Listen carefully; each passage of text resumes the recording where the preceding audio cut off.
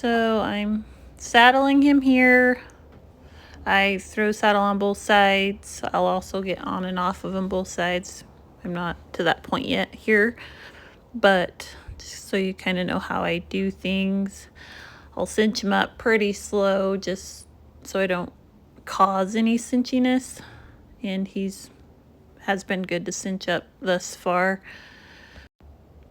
With him being more prone to buck, I'll just do all this real slow so I don't create a problem of him bucking when you're saddling him, since he's been good.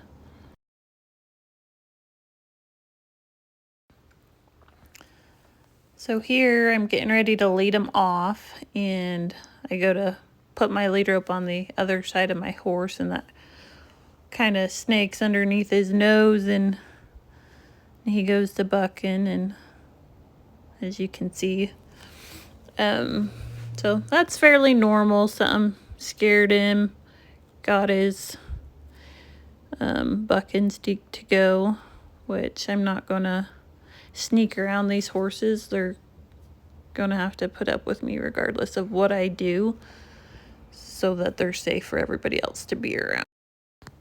So I'll just flag him around some more, keep him going, to where he's gonna want to hook up to me here in a little bit.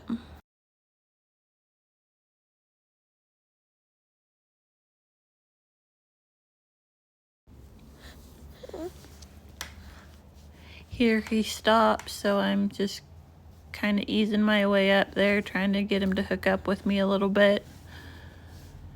He's not really to that point yet a whole lot. See, he disengages and doesn't want to hook up, so again, he's gonna run around a bit more. And there I finally just got off and grabbed his lead rope, and I'm gonna lead him around, kind of show him what I want him to do here, so there's not confusion. So I lead him around for a little bit, pet on him, and trot him around. And then I'll take his halter off here in a little bit and see if he'll hook up to me like I want him to.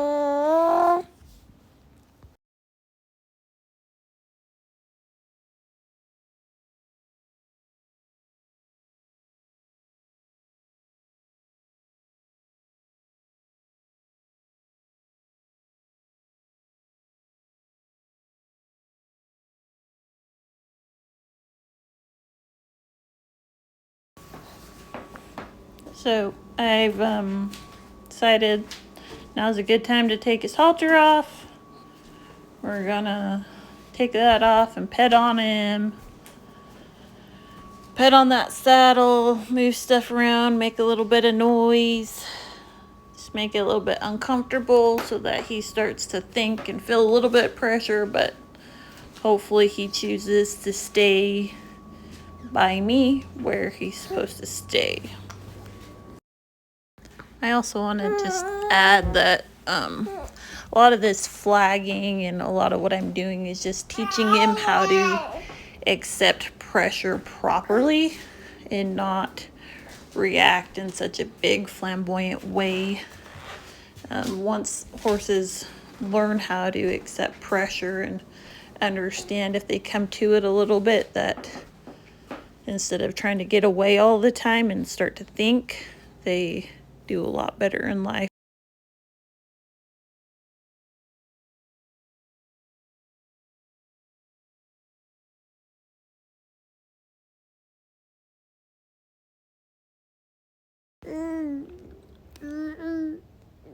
So right here, I'm just kind of re-securing him that he's doing what I want. I want him to follow. I want him to stay hooked up right there.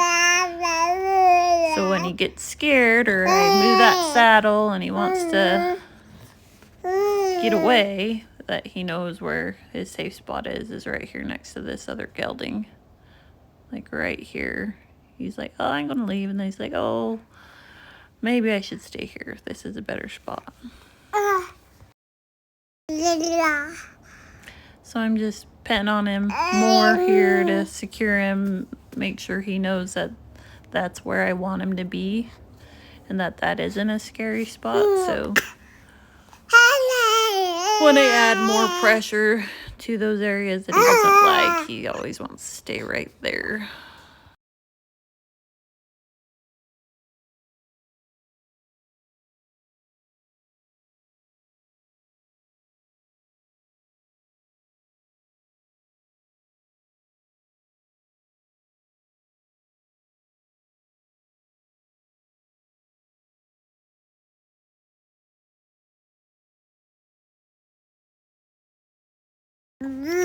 So there's just a lot of repetition in this, resecuring, walking off, letting him follow, touching him all over, patting him, moving the saddle. I'll use my flag here in a bit. He's just not mentally ready for that.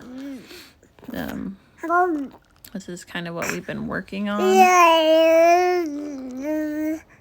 So it's a lot of repetition.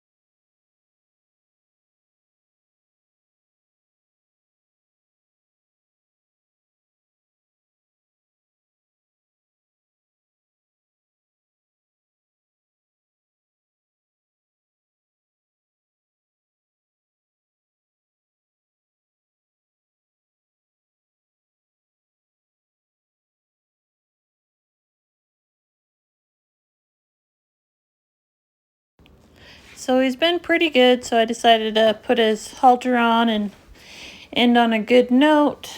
He does go to bucking when I move that halter off my horse towards him.